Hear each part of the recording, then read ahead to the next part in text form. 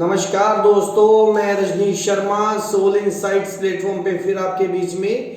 आज शुक्रवार है, जैसा कि आप सबको पता है शुक्रवार हम सिर्फ आपके द्वारा पूछे गए प्रश्नों के उत्तर देते हैं। तो आज भी आपके प्रश्नों के उत्तर दिए जाएंगे, लेकिन हर बार की तरह मैं एनवायरनमेंट के प्रति आपको जागरूक करता हूँ कि पेड़ लगाइए, दुनिया बचाइए, नहीं तो संसार का टाइम इतना अच्छा नहीं है। अभी आप देख रहे हो कितनी गर्मी पड़ रही है, कितनी गर्मी, और बहुत गंदी गर्मी पड़ रही है। उसका कारण क्या है? ना पेड़ हैं जो मॉइस्चर को चूस भी लेते थे, कार्बन डाइऑक्साइड को चूस लेते थे। पेड़ ही नहीं है तो क्या करोगे आप? हम गर्मी गर्मी करते हैं, लेकिन कुछ भी उससे निजात पाने के लिए कोई कुछ नहीं कर रहा। ये समय है, पेड़ लगाइए, बरसातों का मौसम है, इसी में वो अंकुरित हो जाएंगे। वो पेड़ लगाने के बाद उनको पानी देना मत भूलिए। नंबर 2, जो लोग पानी वेस्ट कर रहे हैं उनके खिलाफ भी चलिए, ताकि हमारे आने वाली जनरेशन को अच्छा और साफ पानी मिल सके। तो आप पेड़ लगा के रखिए। तो चलिए शुरुआत करते हैं प्रश्न उत्तर से। पहला प्रश्न पूछा है एक मित्र ने कि तप की परिभाषा दीजिए। असली तप क्या है? तपस्या क्या है? तप क्या है? देखिए मित्रों, सबसे बढ़िया तप जो मेरी नज़र में है, या जो मेरे को समझ लगी है ज़िंदगी में, असली तप वो है जो आप अपने अंदर ध्यान करके ये जानते हो कि अगर मैं किसी मित्र से प्रेम करता हूँ, किसी से जेलसी तो नहीं करता हूँ, किसी के प्रति मेरा वैर विरोध तो नहीं है, अगर वो है, उसको ख़त्म करना ही असली तपस्या है। उसको ख़त्म करना ही असली तपस्या है, असली तप है। मान लीजिए आप किसी को बहुत प्रेम कर रहे हैं, हाँ जी मैं आपको बहुत प्यार करता हूँ, लेकिन आपके अंदर पाखंड चल रहा है, आपके अंदर झूठ चल रहा है, तो समझ लीजिए आपको उसको ख़त्म करने के लिए जो हम विद्या या जो हम मंत्र शक्ति या जो भी हम यूज़ करते हैं वो असली तप है। तो समझ लीजिए अंदर से नेगेटिविटी को निकालना और विचारों को निकालने के लिए जो ऊर्जा प्रयोग में लाई जाती है उसको ही तप बोला गया है। ये नहीं कि आप चौकड़ी मार के बैठ जाओ, पहाड़ों पे बैठ जाओ, वहाँ बैठ जाओ कि मैं कर रहा हूँ, ये पाठ कर रहा हूँ, ये पाठ कर रहा हूँ। नहीं, अपने अंदर से विकारों को निकालना ही, जो विकारों को निकालने के लिए विधि अपनाई जाती है, वही तप है। अब एक और मित्र ने पूछा है टीके का क्या महत्व है? जो इंसान टीका लगाता है, जहाँ औरतें सिंदूर पहनती हैं, जहाँ बिंदी लगाती हैं, उसका क्या महत्व है? देखिए, टीका लगाने का मतलब ये है कि आपको 2400 घंटे ध्यान रहे कि हमारा ध्यान थर्ड आई पे है।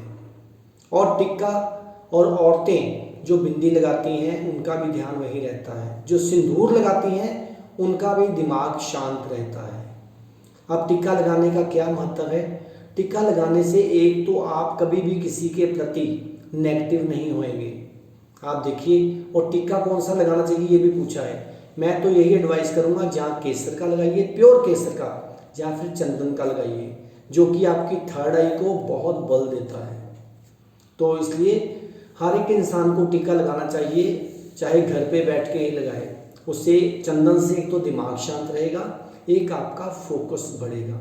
और चंदन भी प्योर होना चाहिए, वो नहीं कि लकड़ी घिसी और वहाँ लगा लिया, उसका कोई भी फायदा नहीं है। सबसे कंसंट्रेशन और फोकस के लिए ही हमारे जो ऋषि मुनि थे वो टीका लगाते थे। लेकिन असली टीका क्या है? असली टीका ना चंदन का है ना केसर का है। जब आप ध्यान में बहुत पारंगत हो जाओगे, ध्यान में बहुत डीप जाना शुरू हो जाओगे, तो आप देखोगे आपके माथे पे अपने आप ही एक नेचुरल टीका या नेचुरल निशान पड़ना शुरू हो गया। असली टीका तो वो है। ये तो संसारिक टीका है, केसर का या चंदन का, ये संसारिक है। लेकिन जब आपके अंदर अपने आप टीका लगेगा तो असली मज़ा तो उसी का है। अब एक और मित्र ने पूछा है कि पाप और पुण्य की परिभाषा कीजिए। देखो मित्र, कभी भी किसी पाप को, जो भी काम करके आप गिल्ट में होते हो, आप दुखी होते हो, समझ लीजिए वही पाप है।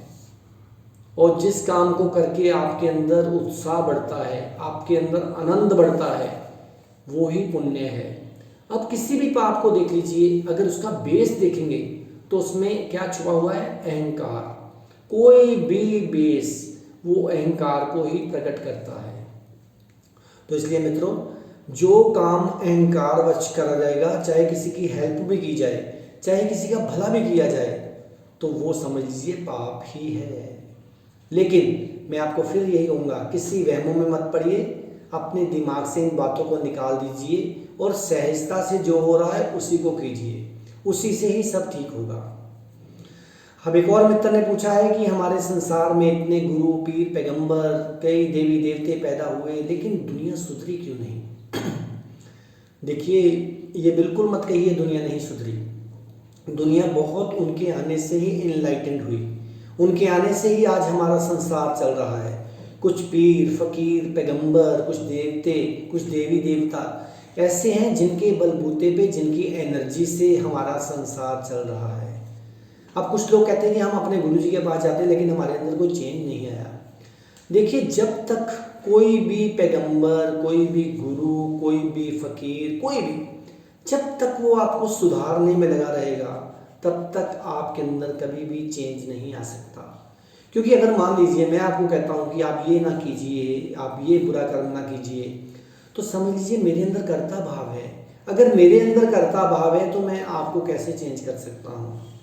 किसी को भी चेंज करने के लिए सिर्फ एक ही बात याद रखिए, सतगुरु की पहचान यही है, उसके पास जाओ और वो चुप करके बैठे हों तो आप अपने आप ही चेंज हो जाओ। आप कोई भी रुकावट मत पैदा करो। लेकिन हम लोग ऐसे हैं कि हमें बोलने वाला तोता चाहिए।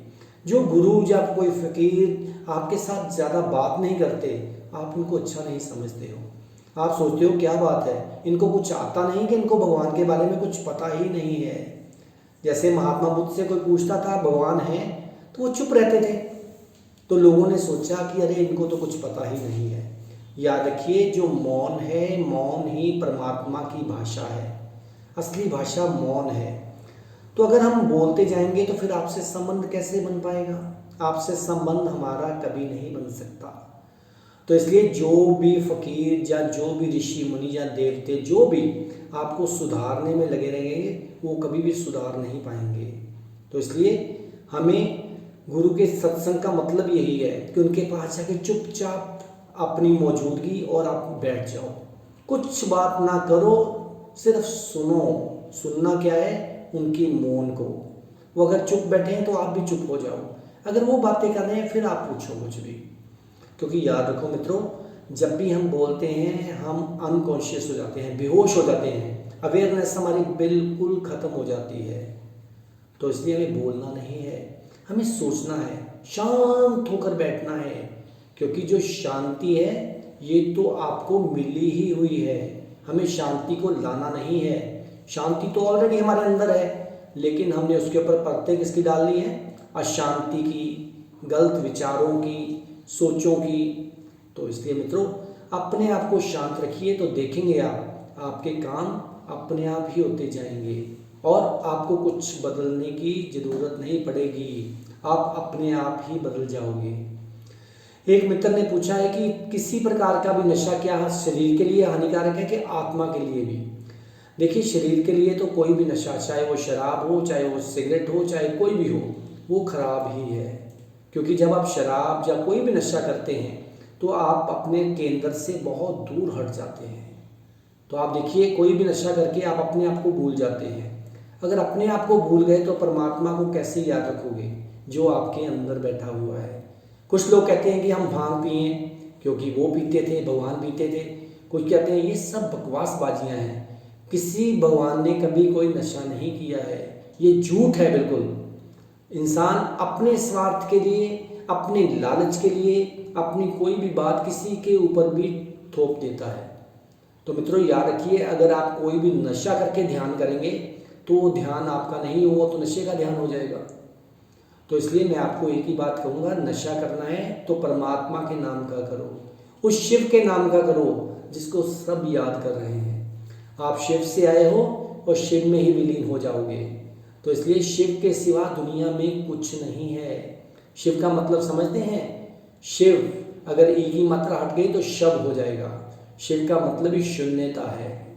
अपने आप को शून्य कीजिए, फालतू की बातों में बिल्कुल मत उलझाइए कि मैं ये कर लूँ तो ये हो जाएगा, वो कर लूँ तो वो हो जाएगा। किसी को मत सुनिए, और याद रखिए, जब आप ध्यान में गहरे उतरोगे तो वो जो अंदर शिव बैठे हुए हैं, शिव शक्ति, वो अपने आप आपको गाइड करेंगे। तो इसलिए मेरी यही सलाह है, किसी भी गलत विकारों में बिल्कुल मत पड़िए और अपने आप को फोकस्ड रखिए, एक तरफ रखिए। जो एक तरफ होता है वही उस एक को पा सकता है। ये नहीं जहाँ मर्जी माथा टेक दिया, जहाँ मर्जी सजदा कर दिया, उसका कोई फायदा नहीं है। सिर झुके तो एक के आगे, अगर एक के आगे झुकोगे तो एक को पाओगे। अगर कई जगह झुकते गए फिर तो तुम खंडित ही हो जाओगे, फिर जन्मों जन्म लग जाएंगे अपने आप को अखंड करने के लिए। तो यही सलाह देता हूँ, किसी नशे से दूर रहिए, किसी भी नशे को नहीं करना है। राम नाम का नशा करना है, शिव का नशा करना है, इसी से ही मुक्ति होगी। तो मित्रों, और से बहुत से सवाल हैं, लेकिन समय की कमी के कारण अगले शुक्रवार को मैं आपको फिर क्वेश्चंस आपके द्वारा पूछे गए उसके आंसर दूंगा। इस बार मैं राहु केतु के ऊपर मंगलवार के एपिसोड को बिल्कुल नहीं करने वाला हूँ, क्योंकि राहु केतु का एपिसोड ऐसा है जिसके लिए मेरे को बहुत बहुत इंट्यूशन की ज़रूरत है। जब वो अच्छी तरह इंट्यूशन मेरे दिमाग में होएगी तभी उनके ऊपर बोलूँगा, चाहे 1 महीने बाद, चाहे 2 महीने बाद, इससे ज़्यादा टाइम नहीं लूँगा। तो इसी तरह आप मेरे चैनल को सब्सक्राइब करते रहिए, सोल इनसाइट्स _RV रजनीश। तब तक आप खुश रहिए, आबाद रहिए, जिंदाबाद रहिए। नमस्कार।